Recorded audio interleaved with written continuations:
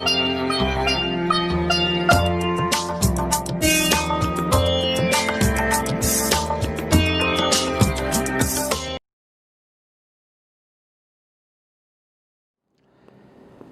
बहुत ही प्रिय और बेहद सम्मानित साथियों, हृदय की गहराइयों से अभिनंदन, बहुत बहुत हार्दिक स्वागत।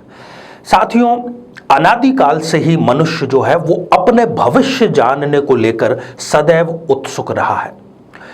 उसे ये जानना उसकी आवश्यकता भी है और जीवन को नियोजित करने का साधन भी, कि क्या उसका आने वाला जो वक्त है वो संघर्षों से भरा है या खुशियों से भरा है। संघर्ष और खुशियों से मिलकर ही इस जीवन का निर्माण होता है, दोनों ही अनिवार्य हिस्सा है। दिक्कत तब आ जाती है जीवन में कि संघर्षों की संख्या बढ़ती ही चली जाए, निरंतर संघर्ष ही आते रहें, कहीं प्रसन्नता का मौका ना मिले, तब व्यक्ति स्वाभाविक है कि दुखी हो जाता है। क्या कोई ऐसा साधन हमें प्राप्त है कि जिसके माध्यम से हम स्वयं अपनी जन्म पत्रिका देख करके ये जान सकें कि संघर्षों की जीवन में अधिकता रहेगी या फिर प्रसन्नता की या खुशियों की अधिकता रहेगी? साथियों, एक ऐसा ही फॉर्मूला, एक ऐसा ही समीकरण, एक ऐसा ही सूत्र आज हम आपको बतलाने जा रहे हैं, जिसको लिए आपको किसी भी प्रकार की कोई बहुत गहरी जानकारी ज्योतिष की होना जरूरी नहीं है। साथियों, इस पर हम चर्चा करें इससे पहले एक बेहद जरूरी सूचना कि हम हमारे प्रत्येक एपिसोड के अंत में किसी न किसी जातक के प्रश्न का उत्तर देते हैं और ये प्रश्न हमें प्राप्त होते हैं आप लोगों के ही द्वारा YouTube कमेंट के माध्यम से। अपना कमेंट लिखने से पहले आपको #आचार्य चंद्रकांत इस शब्द का प्रयोग जरूर करना है और साथ ही बेहद आसान सा प्रश्न जो इसी एपिसोड से संबंधित है, इसके अंत में आपसे पूछा जाएगा, उसका सही उत्तर साथ में लिखकर जरूर भेजें। साथियों, असफलता और सफलता, इन दोनों के बीच में कोई बहुत गहरा, बहुत बड़ा अंतर नहीं है, बहुत सूक्ष्म सा अंतर है। सुख और दुख, इसके बीच में भी कोई बहुत गहरा, बहुत ज्यादा अंतर नहीं है। आपको यदि यकीन ना हो तो मैं कुछ आपको उदाहरण यहां पर देना चाहूंगा। मान लीजिए एक व्यक्ति चुनाव में, लोकसभा के या विधानसभा के चुनाव में हार जाता है, लाखों वोटों से हार जाता है, और एक दूसरा व्यक्ति है जो 1 वोट से हारता है, केवल 1 वोट से। ऐसी घटनाएं हुई भी हैं दुनिया भर में, हमेशा होती रहती हैं, परंतु इन दोनों में कोई फर्क नहीं रहा। जो लाखों वोटों से हारा है वो भी हारा हुआ ही कहलाएगा और जो 1 वोट से हारा है वो भी हारा हुआ ही कहलाएगा। दोनों में से कोई भी सत्ता का स्वाद नहीं चख पाएगा।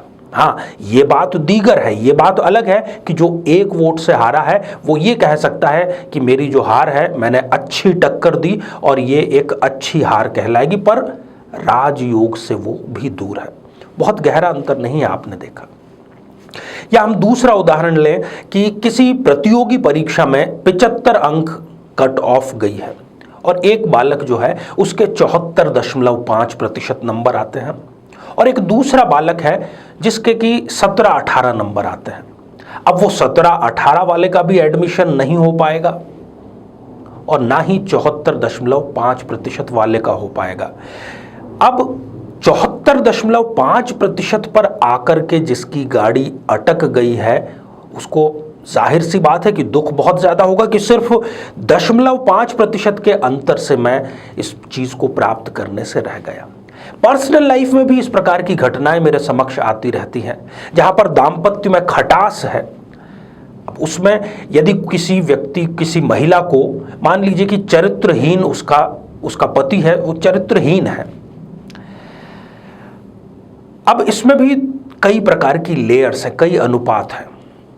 कोई एक पुरुष है, हो सकता है कि उसके बहुत सारी महिलाओं के साथ में नाजायज संबंध हो, और कोई दूसरा पुरुष है जिसके किसी अपनी पत्नी के अलावा सिर्फ किसी एक महिला से संबंध हो, पर दोनों के ऊपर चरित्रहीनता का टैग लग गया है, वो कलंक लग गया है। वो ये नहीं कह सकता कि मेरे तो सिर्फ एक ही संबंध है। इस प्रकार से हम ये देखते हैं कि सुख दुख, प्रोफेशनल लाइफ में, पर्सनल लाइफ में, इसकी कोई मापने की यदि हमारे पास में कोई आंकड़ा, समीकरण, सूत्र, चाबी, जो भी आप उसको कहना चाहें, आज एक सारणी के माध्यम से हम बहुत आसानी से इस चीज का विश्लेषण कर पाएंगे, समझ पाएंगे। आप अपनी जन्म पत्रिका उठाइए और उसकी तुलना कीजिए। सबसे पहले हम एक नजर डालते हैं आज इस सारणी, इस सूची पर। साथियों, ये आप स्क्रीन पर एक लिस्ट देख पा रहे हैं।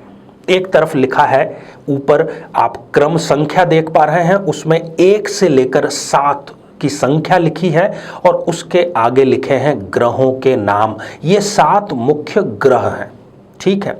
इसके आगे एक और कॉलम है जिसमें लिखा है ऊपर स्वग्रही, उसके नीचे भी कुछ संख्याएं लिखी है और अंत में जो कॉलम है उसमें लिखा हुआ है उच्च। इसमें अब यहां पर समझने वाली बात यह है कि ये हैं कुल मिलाकर के 7 ग्रह। 3 या अधिक ग्रह यदि इन स्थितियों में है आपकी जन्म पत्रिका में, तो आप निश्चित जानिए कि जीवन में संघर्षों की, दुखों की संख्या आपके कम होगी। कम संघर्ष में आपको सफलता मिलती चली जाएगी। और इसके विपरीत यदि 3 से कम आपकी जन्म पत्रिका में इसको फेवर करने वाली संख्याएं हैं, तब ये निश्चित जानिए कि दुखों से भरी हुई हमारी जिंदगी रहेगी। परंतु अब ये आपको बतलाने का उद्देश्य ये है, कोई नकारात्मक संदेश देना आपको उद्देश्य नहीं है। उद्देश्य केवल यह है कि यदि ये हमें स्थिति पता लग जाए जन्म पत्रिका के माध्यम से, तो हम उन ग्रहों की पूजा अर्चना, आराधना, दान, अनुष्ठान के माध्यम से उन ग्रहों को शांत कर सकते हैं और अपने फेवर में करके सफलता का प्रतिशत बढ़ा सकते हैं। आप देख रहे हैं कि 1 नंबर के आगे लिखा हुआ है सूर्य। सूर्य, यदि आपकी जन्म पत्रिका में 5 नंबर जहां लिखा है वहां पर सूर्य देव विराजमान है, तो सूर्य देव हो गए स्वग्रही। और यदि 1 नंबर में बैठे हैं तो हो गए उच्च के, ठीक है। ये पहली सूर्य की स्थिति हो गई। दूसरा चंद्रमा। चंद्रमा यदि जहां पर 4 नंबर का कर्क राशि का अंक है वहां पर चंद्रदेव विराजमान है, तो चंद्रदेव हो गए स्वग्रही और उच्च के वो हो जाते हैं 2 नंबर अर्थात वृषभ राशि में। तीसरा आप देख रहे हैं मंगल। मंगल देव यदि 1 या 8 इन राशियों में है तो स्वग्रही हैं और 10 मकर राशि में यदि हैं तो वो उच्च के यहां पर कहलाते हैं। बुध देव जो हैं वो 3 या 6 जहां पर लिखे हैं आपकी जन्म पत्रिका में, यदि वहां विराजमान है तो वो स्वग्रही हो गए और 6 नंबर के अंक में जाकर के वो उच्च के हो जाते हैं। गुरु की यदि बात करें तो 9 और 12, और यदि इन अंकों वाले भाव में घर में विराजमान है तो गुरुदेव स्वग्रही हो गए और साथ ही यदि वो 4 नंबर के अंक में विराजमान है यदि, तो वो उच्च के यहां पर कहलाएंगे। शुक्र 2 और 7 नंबर यहां पर वो स्वग्रही हैं और 12 नंबर के अंक में यदि हैं तो उच्च के कहलाएंगे। इसी प्रकार से यदि शनिदेव की बात करें तो 10 और 11 इन अंकों के साथ में यदि विराजमान है तो स्वग्रही और 7 नंबर में यदि विराजमान है तो उच्च के कहलाएंगे। इन 7 में से आधा 50% से थोड़ा सा कम हम मान रहे हैं कि 3+ इन 7 स्थितियों में से 3+ यदि आपके फेवर में है तो आप निश्चित जानिए कि वहां पर आपकी सफलता का प्रतिशत, सफलता का पैमाना हमेशा बढ़ता रहेगा। उससे अधिक 4 तक भी होते हैं, परंतु 5 या 6 बहुत ही रेयर और बहुत ज़्यादा राजयोग कारक होते हैं। इसीलिए हमने इसको शीर्षक दिया है कि कब राजयोग के माध्यम से ऐसा व्यक्ति किस्मत को भी अपनी मुट्ठी में कर सकता है। यहां पर एक और बात मैं आपको बतलाना चाहूंगा कि ग्रहों के स्वग्रही होने का अर्थ है कि आप जिस घोड़े पर बैठे हैं उसकी लगाम आपके हाथ में है, और यदि उच्च का है कोई ग्रह तो उसका अर्थ यह है कि आप उस लगाम को अपने हिसाब से, अपने इस्तेमाल के हिसाब से उसको मन माफिक चलाना जानते हैं। वो कला भी है। दोनों स्थितियां है तो फेवर में, पर एक से बढ़कर एक है। एक पहली स्थिति है जिसमें कि केवल घोड़े की लगाम आपके हाथ में है, और इससे भी बेहतर स्थिति होती है कि आपको घोड़ा चलाना भी आता है, आप उसको नियंत्रित कर सकते हैं। यही सारा खेल जो राजगृह राजयोग का स्वग्रही और उच्च से संबंधित है।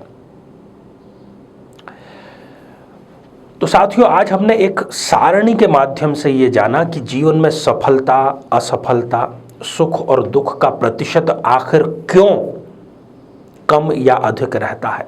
कब हम सफलता के द्वार पर दस्तक देकर के वहीं रह जाते हैं, सफलता का स्वाद नहीं चख पाते। इस स्थिति से आप यही लाभ उठाइए कि जो भी आपके फेवर का ग्रह है उसको आप मजबूत करें, और यदि वो दुर्भाग्यवश नीच का है तो उसकी हम दूसरे ढंग से आराधना, दान इत्यादि करके भी अपनी जो आने वाली दशा या महादशा है उसको अपने फेवर में कर सकते हैं। तो साथियों, अब हम बढ़ते हैं आज के हमारे कमेंट के चरण की ओर। आज हमने कमेंट शामिल किया है कुलविंदर सिंह जी का, जो कि उन्होंने लिखा है बरनाला पंजाब से।